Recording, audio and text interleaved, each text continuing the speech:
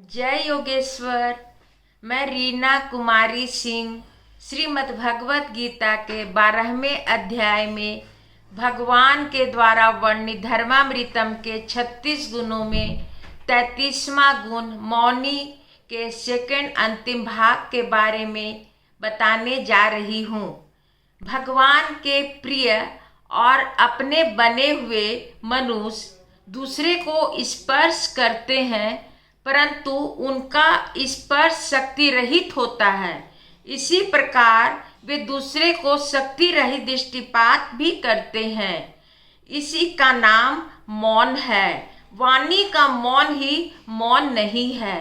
याज्ञवल्क्य सैकड़ों लोगों के पीठ थपथपाते थे और हजारों लोगों को दृष्टिपात करते थे, परंतु उनका यह शक्ति रहित स्पर्श और दृष्टिपात होता था। महापुरुष भावमय स्पर्श और भावपूर्ण दृष्टि से देखते हैं और धीरे धीरे हमें परिवर्तन और विकास होता जाता है। आधे शेर में कैसे शेर समाये, पात्रता के अनुसार वस्तु दी जाती है। इंद्रिय सुख में लगे हुए व्यक्ति को एकाएक आत्मिक सुख के शिखर पर पहुंचाना संभव नहीं है। इसलिए महापुरुष भाव दृष्टि से उसे धीरे धीरे ऊपर उठाते हैं।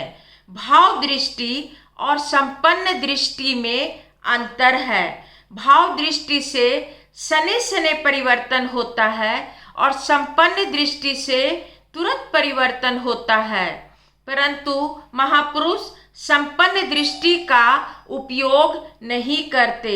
ऐसा कर वे मौन का पालन करते हैं और अपनी शक्ति को बेकार खर्च होने से बचाते हैं। यदि बाल पोथी के विद्यार्थी को संपन्न स्पर्श से एमए का पढ़ाई में दे दिया जाए तो उसके प्रति अत्याचार ही होगा। इसलिए वह भाव दृष्टि से बाल पोथी के विद्यार्थी को पहली कक्षा में भेजते हैं। अविकसित प्राणी को याज्ञवल्क्य जैसे अति संपन्न तत्वज्ञानी भक्त भी चोटी की स्थिति में नहीं पहुंचा सकते। वैदिक लोग भगवान और गुरु के सामने ही नतमस्तक होते थे। हर के सामने नतमस्तक होना 20वीं सदी के लोगों का काम है। वैदिक लोग भगवान को नमस्कार करने के पहले याज्ञवल्क्य को नमस्कार करते थे। याज्ञवल्क्य अत्यंत तेजस्वी और स्वाभिमानी वृत्ति के थे। उनके गुरु ने उनसे विद्या वापस मांगा तो वे दे दिए। याज्ञवल्क्य के समान क्रांतिकारी व्यक्ति मिलना मुश्किल है। उन्होंने शुक्ल यजुर्वेद में के नया वेद का निर्माण किया और उस काल के बुद्धिशाली लोगों ने उसे स्वीकार किया। मध्य प्रदेश, गुजरात, उत्तर प्रदेश के सभी मांगलिक कार्य शुक्ल यजुर्वेद की विधि से ही संपन्न किया जाता है। पर दुख की बात यह है कि लोग याज्ञवल्क्य के जीवन का भी पता लोगों को नहीं है। याज्ञवल्क्य के वेद के द्वारा यज्ञोपवीत धारण किया जाता है, विवाह किया जाता है, लेकिन हमारे में इतनी भी कुलीनता नहीं है कि उन्हें नमस्कार भी किया जाए। जहाँ ब्राह्मणों में ऐसी खानदानी नहीं है, वहाँ औरों का क्या कहना। याज्ञवल्क्य महान क्रांतिकारी को नमस्कार। ऐसे महापुरुषों के प्रति हमारा प्रेम हो तो उनके भाव दृष्टि से धीरे धीरे हम में परिवर्तन होता है।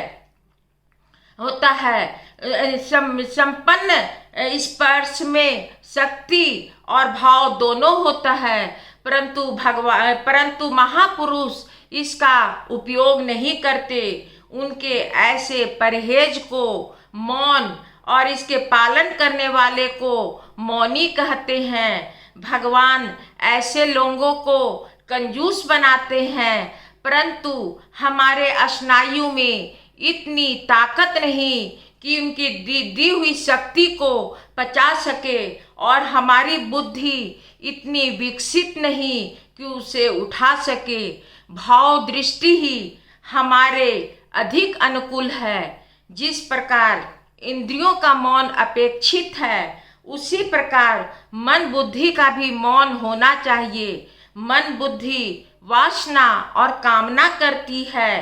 कामना और वासना का बंद होना ही मन बुद्धि का मौन है। बुद्धि का कार्य चालू रहेगा तो कामना होती रहेगी, और कामना होती रहेगी तो मौन नहीं होगा। कामना तभी जा सकती है जब भगवान के ऊपर अत्यंत विश्वास हो।